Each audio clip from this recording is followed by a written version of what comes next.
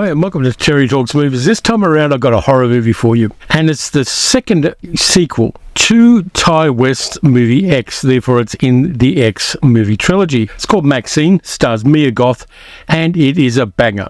So I'm going to give you a bit of background on this series and the order in which I think you should watch them, and then I'm going to tell you about the movie. The first two movies are called X and Pearl, and they were made during lockdowns for COVID, so they were made in New Zealand.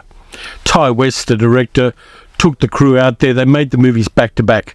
In the first one, X, it's about a group of adult filmmakers who go to a remote Texas farmhouse to make adult films. It's set in the 1970s, so it's all very 1970s. Good supporting cast. Brittany Snow is in there, Martin Henderson, a whole bunch of other people. Also, David Corenswet is in the second one, Pearl, and he's now Superman. But anyway, they go there. What they don't know is that the old farmhouse on the same property has a woman in it called Pearl, who's a very old lady and who is insane, and murderously insane, and incredibly murderously insane. Things do not end well, and there's one survivor in the whole group. Bit of a spoiler, but there's one survivor in the whole group, a woman called Maxine Minx, played by Mia Goth, who also plays the old lady Pearl, wearing extensive old age makeup. So for a start, this movie series has got some interesting things about it. The second movie, Pearl, is a prequel where you see young Pearl during World War I and how she became the screwed up person she is, and that's a banger too. Then we get the third movie, MaXXXine, which is set 6 years after the previous movie, which is set in 1979. So it's set in 1985. And MaXXXine has become a big adult film star, but she wants to move into mainstream movies. So she goes for an audition for a horror movie, The Puritan 2. And a woman called Elizabeth Bender, played by Elizabeth Debicki, is the director and the creative head of this movie. It's a sequel to a very successful horror movie. She gets the role because she has a role which is directly related to the trauma she experienced in Texas. So she nails the role, and she's making this transition from being an adult film star to being a mainstream film star at a time when Los Angeles and Hollywood is experiencing the Night Stalker murders. Beautiful young women being killed on the streets of Los Angeles. It was a real thing. And MaXXXine becomes a target for somebody who may be the Night Stalker, and so do her friends in the industry. Mia Goth is a really interesting actress. The only other actress I can compare Mia Goth to is a now forgotten 1970s and 1980s actress called Cheri Caffaro, who did a trilogy of slightly adult spy movies.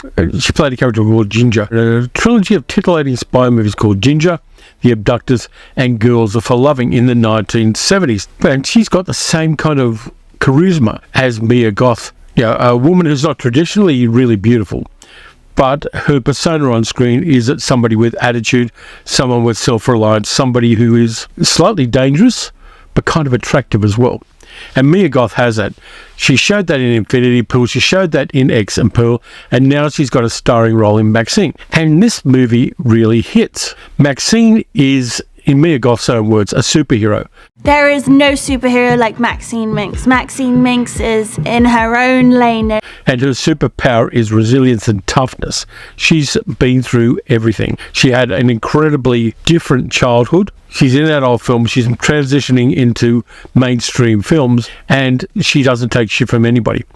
She's walking through an alleyway on her way back from work to her home, and a guy confronts her with a flick knife. She does not take that well, and there's actually a really funny movie joke in that scene, which ends with a confrontation that some of the audience may find a little hard to deal with. MaXXXine is being stalked by somebody, and she's also been approached by a very sleazy private eye called John Labatt, played by Kevin Bacon, with a Mississippi Delta accent and gold teeth and chain-smoking, freaky guy weirdness about him, who wants her to visit the person he's hired by, who lives in the house on the Hollywood Hills just under the Hollywood sign. MaXXXine doesn't want a part of this, confronts Labatt in various ways, but he keeps stalking her. MaXXXine gets a lawyer, played by Giancarlo Esposito, to take care of things, and indeed he does. Meanwhile, there are some cops investigating the murders, played by Bobby Cannavale and Michelle Monaghan, and they've got an interesting dynamic between them as well. Cannavale's cop is a failed actor, and Michelle Monaghan's cop is the better detective. And so they have some interactions while these murders are happening. Maxine gets involved with it because some of her friends are involved in the murders as victims. There's a really kind of interesting dynamic between them. Now, this movie references a lot of other films. The movies that I got from it, and this has been confirmed by some of the movie makers, Hardcore, the Paul Schrader movie Hardcore with George C. Scott. There's a lot of that in it. There's also Psycho in a very blatant way.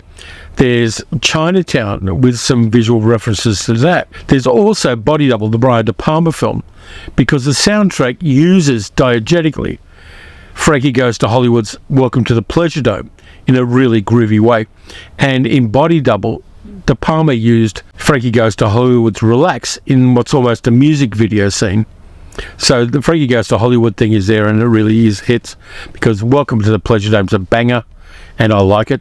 And I enjoyed the fact that they were kind of referencing that without being too blatant about it. There's a lot of blood and guts in this movie, but there's not too much.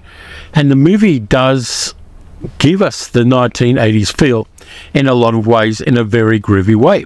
A lot of us remember the 1980s, and it kind of hit for me that they got things right. The only thing they didn't get right, and this has been mentioned in other reviews, is that 1985 was right when the AIDS crisis really hit, and there's no reference to that in this movie. It might have clouded the water as far as the plotline's concerned at the time, so I can understand why the filmmakers didn't put it in there. But some kind of mention of it might have been a good thing to put into the movie.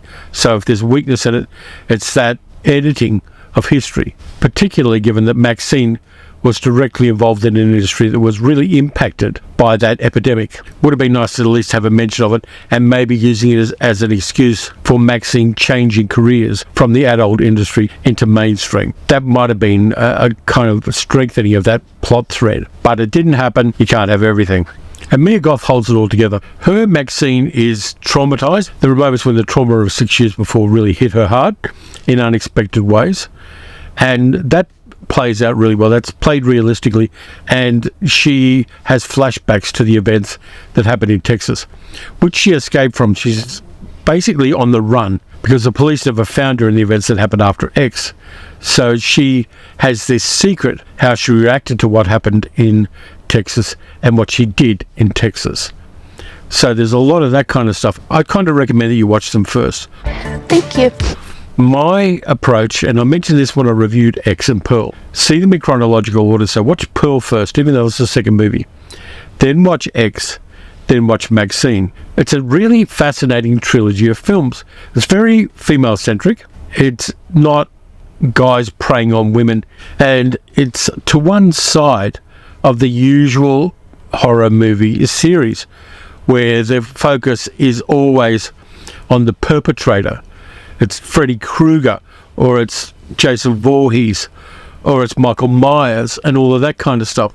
Yes, in one case the focus was definitely on Pearl, but in X it's on the ensemble, and the characters are built up really interestingly by Ty West. And in Maxine, the focus is unwaveringly on Maxine and on her life and what's going on in her life. And the climax of the film ties up some plot threads which are opened up first at the end of X.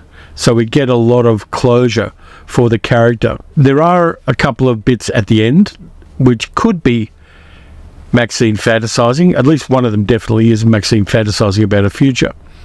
But some people have argued that the second part of the ending is also Maxine fantasizing about her future. I don't think it is, but some people have opened up the possibility that it is. So these three movies, and particularly Maxine, are really accomplished films. They were produced by A24, which takes a risk when it comes to movie making, particularly in horror films, because they know if they can bring in a horror film with not too enormous a budget and with the right crew and the right script and the right actors, they can definitely make a buck. It didn't get a particularly big run here. I saw it down at Sunshine, and there were two other people in the cinema in the session I saw it at on the first day it came out here. But I enjoyed it. I don't think it's perfect. You can definitely pick apart the bits that don't quite land well. but in a lot of ways it totally overwhelmed those qualms. It's an accomplished horror film. It's a horror film that I recommend. Watching all three movies back to back, if you get the chance when it gets released on physical media, would make a really interesting evening with a group of people, particularly if they're horror movie fans. So it's a recommend from me. Enjoyed it a lot. Love Mia Goth in films, and not in a sleazy, lustful way. I like what she does as an actress, and I like the risk-taking she does as an actress.